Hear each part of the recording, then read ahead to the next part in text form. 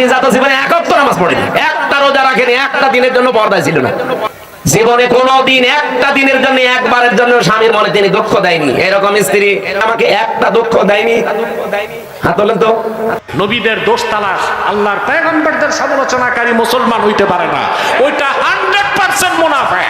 কি আশ্চর্য, মেয়েরা এই যে হাজার হাজার মহিলারা বসে আছে, ওরা মনে করে নামাজ পড়লে, রোজা রাখলে আর কালো বোরকা পড়লে আমি জান্নাতি। কে বলেছে আপনাকে? খাদিজা তো জীবনে 71 নামাজ পড়েনি, একটা রোজা রাখেনি, একটা দিনের জন্য পর্দায় ছিল না। জীবনে কোনোদিন একটা দিনের জন্য একবারের জন্য স্বামীর মনে তিনি দুঃখ দেয়নি। এরকম স্ত্রী তৈরি করা দরকার না?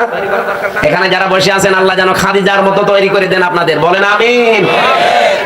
না, সিস্টেমটা যদি উল্টিয়ে ফেলি, ওরা যদি বলে হুজুর এটা একটু বলেন তো, এখানে এমন কোন স্বামী আছে কিনা যে জীবনে একদিনের জন্য স্ত্রীকে একটা দুঃখ দেয়নি?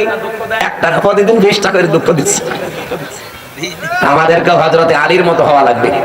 আল্লাহ আমাদেরকে এই মানুষগুলোর জীবনের সামনে রেখেছেন কেন? শিক্ষা নেওয়ার জন্য। পরিবারটা জান্নাত হয়ে যাওয়ার কথা, অথচ 100টা প্রায় 99টা পরিবার এখন শান্তি নেই। সে আলেম বলেন, হুজুর বলেন আর জেনারেল বলেন, সবগুলো এখন অশান্তি। এই শুধু ছোট মনের কারণে।